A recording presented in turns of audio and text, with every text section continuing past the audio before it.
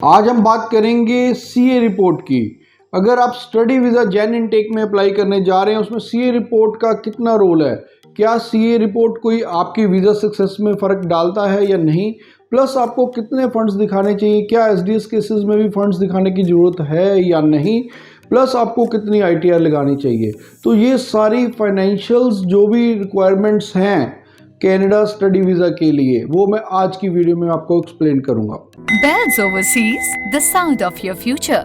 Hello everyone, मैं Kapil Bhatia bells overseas से। बहुत सारे स्टूडेंट्स के मन में क्वेश्चन रहता है, मेरे से भी कई बार काउंसलिंग करने आते हैं जब भी स्टूडेंट्स, तो वो यही क्वेश्चन मेरे से मैक्सिमम पूछते हैं कि क्या हमें सीए रिपोर्ट लगानी चाहिए, क्या हम प्रेपरेटिव एवल्यूएशन करवा के सीए रिपोर्ट बनवा लें। तो मैं आज ये बताना चाहता हूँ कि सीए रिपोर्ट की स्टडी वीज़ा में कोई भी वैल्यू नहीं है, no use of at all.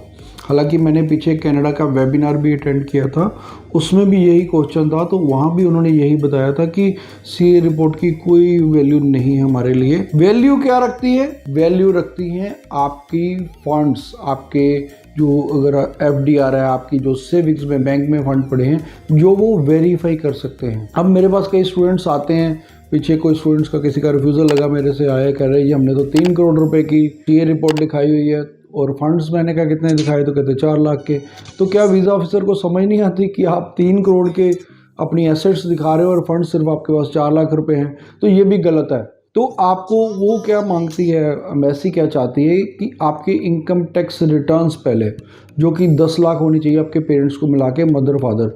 मैं हमेशा स्टूडेंट्स को यही गाइड करता हूँ कि आपकी जो पेरेंट्स की है जो आईटीआर 10 लाख होनी चाहिए। अगर मान लीजिए आपके सपोज एक मेंबर है, कई जगह होता है कि वो सिंगल पेरेंट भी होते हैं, तो उस केस में आप अगर मान लीजिए उनके कोई चाचा ताया या मामा बुआ फूफा किसी के भी साथ में रिटर्न क्लब कर सकते हैं, उनसे एक्सपोर्ट ऑफ एफिडेविट ले सकते हैं, वो साथ में ज़रूर लगाइए।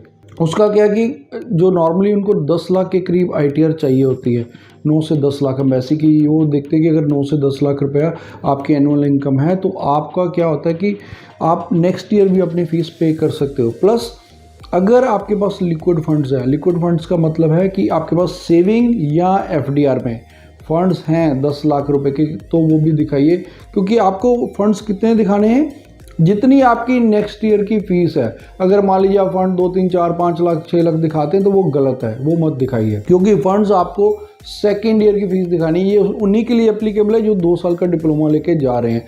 अगर किसी का 1 साल का डिप्लोमा है, फिर उसको फंड्स दिखाने की जरूरत नहीं है। बहुत सारे स्टूडेंट्स कहते हैं कि एसडीएस में फ़ंड दिखाने चाहिए। देखिए, एसडीएस में एज़ पर एम्बेसी रिक्वायरमेंट कोई भी ज़रूरत नहीं है फंड्स दिखाने की, लेकिन मैं रिकमेंड करता हूँ, आई हाईली रिकमेंड कि अगर आपके पास फंड्स हैं तो आप डेफिनेटली दिखाइए, क्योंकि उससे आपका जो फाइनेंशियल मैट्रिक्स है स्ट्रॉन्ग बनता है। और बल्कि मैं तो और भी एक स्टेप आगे जाके भी कहता हूँ कि इसका अपनी एसओपी में स्पेशल एक पैरा बनाइए फाइनेंशियल मैट्रिक्स का। उसमें आप बताइए कि आपने ऑलरेडी 1 साल की जीआईसी, 1 साल की फ़ीस दे दी है, जीआईसी पे कर दिया, सेकेंड ईयर का प्लान ये है कि मेरे पेरेंट्स की इनकम ये है, उनकी एज़ पर आईटीआर इतने इनकम है और इतने हमारे पास फंड्स अवेलेबल है। तो उससे आपकी जो वीज़ा प्रोबेबिलिटी है ज़्यादा बढ़ेगी। एम्बेसी क्या चाहती है? एम्बेसी वो चाहती है कि आपका कोई भी ऑथेंटिकेटेड हो, यानी कि अगर मान लो आईटीआर है तो वो गवर्नमेंट से अप्रूव्ड है और उनको गवर्नमेंट की अप्रूवल चाहिए, या अगर बैंक में है तो बैंक की अप्रूवल चाहिए, उनको किसी सीए की अप्रूवल नहीं चाहिए। सीए की ऑथेंटिकेशन को वो नहीं मानते कि आप किसी सीए की रिपोर्ट में, सीए तो आप किसी से भी लिखवा लेंगे कि 10 लाख की, वो एम्बेसी कहाँ से वेरीफाई करेगी कि ये जगह, मान लीजिए अगर आपने 2 करोड़ की बता दी कि हमारी प्रॉपर्टी है, एम्बेसी के पास कौन सा टूल है कि वो उसको वेरीफाई कर सके कि ये 2 टूल की है कि नहीं। और सीए की रिपोर्ट को वो नहीं मानते। वो मानते हैं या तो आपके जैसे आईटीआर है, गवर्नमेंट की एक ऑथेंटिकेटेड डॉक्यूमेंट है, या आपके अगर बैंक में फंड्स पड़े हैं, उनको वो मानते हैं। तो इसीलिए अगर आप अपनी जैन इनटेक में वीज़ा प्रोबेबिलिटी बढ़ाना चाहते हैं तो इस चीज़ों का जरूर ध्यान रखिए कि आपकी जो आईटीआर है 10 लाख होनी चाहिए, आपके फंड्स 10 लाख के करीब दिखाने चाहिए। तो इसके अलावा भी अगर आपका कोई भी क्वेश्चन है फाइनेंसेस को लेके, तो आप हमें नीचे कमेंट कर सकते हैं, हम हर कमेंट का आपको रिप्लाई देते हैं, या आप हमारे हेल्पलाइन नंबर 6292062920 पे कॉल कर सकते हैं। प्लस ऑल ओवर इंडिया भी, कहीं भी आप बैठे हैं, पूरे इंडिया से आप हमारे साथ ऑनलाइन प्रोसेस बेल्स के साथ स्टार्ट कर सकते हैं, या बेल्स के हमारे ऑफिस जलंधर, लुधियाना या बठिंडा भी विजिट कर सकते हैं। Thanks for watching. Business or call us for visa services. Follow us on our social handles for offers and new updates.